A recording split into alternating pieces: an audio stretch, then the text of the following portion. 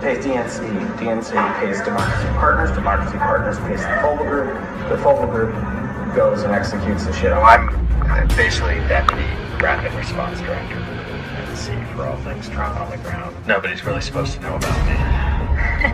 So the Chicago protest, when they shut all that was us. None of this is supposed to come back to us. So, Steve and I did the Chicago Trump event, which shut down the light bulbs, the DNC. Every day on black.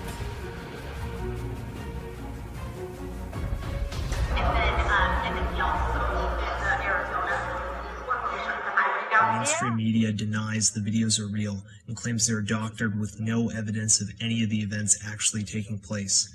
They claim it's out of context barroom talk and are now saying that even if the video is real, they must have just been talking about hypothetical events and that there is no reason to believe they ever actually took place. We don't know how this video was gotten. We don't know how it was edited. We don't know whether this was locker room talk.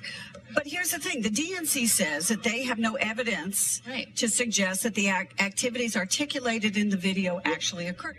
Here are multiple pieces of smoking gun evidence that have been discovered in doing the investigative work that the mainstream media should. These new revelations should be making headlines, but won't because the media's blackout of this video and the denial from the White House and Hillary Clinton, who called it a conspiracy theory after the debate. You know, I know nothing about this. I'm not, I can't deal with every one of his conspiracy theories. A couple emails. Remember Zulema Rodriguez?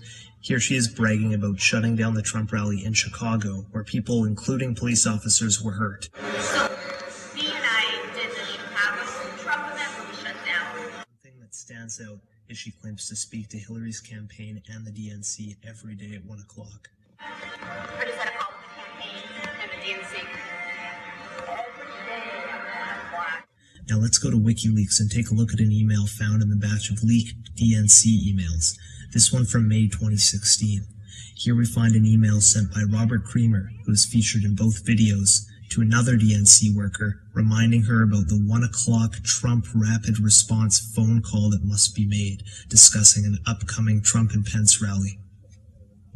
This matches the activities he described in the hidden camera footage. And, my role, the campaigns to manage all that. But it doesn't stop there. Digging into the Elections Commission payroll records online, which is not leaked information but material that is openly available, we find payments made to Zulema Rodriguez directly by Hillary's campaign right around the time of the Chicago riots. This shatters the big media footage of Zulema at the Chicago rally that was shut down due to violence, clearly working very hard for $1,500. And then more footage in Arizona where protesters shut down the highway, as she also boasted about in the video. We're not done yet. Now another very interesting email. This conversation between various DNC workers on May 10th discusses phrases and language they intend to put on signs to maximize outrage among Trump supporters, like GOP plus Trump, dangerous, divisive, and deceitful. And once again, Mr. Creamer makes an appearance, and they discuss the fact that they had been speaking to him about planning an incident at an upcoming Trump event. Now let's go to a clip posted by CNN just a day after this conversation. Pay attention to the signs in the background. Really railing on the issue of immigration reform. If that wasn't enough, see if you can spot someone who looks familiar here. Does anybody recognize him? Let me jog your memory. It's violent clashes at Donald Trump's rally in California. This was one of the most violent scenes I have ever witnessed. Trump supporters harassed, beaten, and bloodied by mobs of biggest and most violent political protest. Saul Alinskyite trained, organized left-wing thugs. 7 more people just come in, start punching me. It looks pretty bad. As protesters moved in, things got heated. Lone female Trump supporter tried to stand her ground. Her glasses ripped off, then shoved in her face. A woman wearing a Trump jersey, cornered, and then egged in the face. As the crowd grew, police in riot gear lined the sidewalk, giving rally attendees the chance to make it through the end.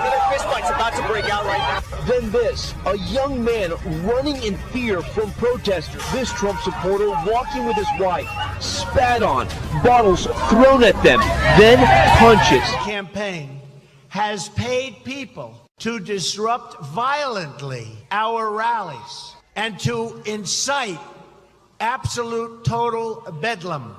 It's so bad, so bad. And you know, I've had occasions where we had rallies and it was so incredibly violent. I said, what's going on over here? These were paid people by the Clinton campaign, and it just came out. Now you have people on tape saying they're getting their money from Hillary Clinton's campaign and the DNC that are fomenting violence. First, yes, look, you know me, we've been friends a long time. I'm not going to defend anybody's illegal activity.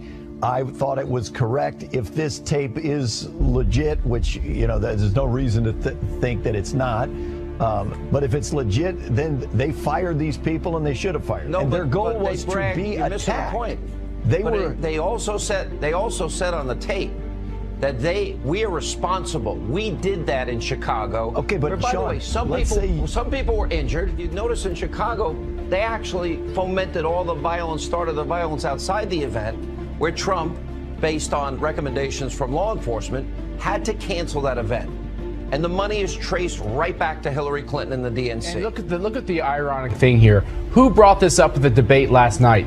Hillary Clinton turns to all of us in America and says, isn't it terrible about the violence that Donald Trump encourages at his events? And really, this is what's going on between this cozy relationship between many in the mainstream media and the Clinton campaign.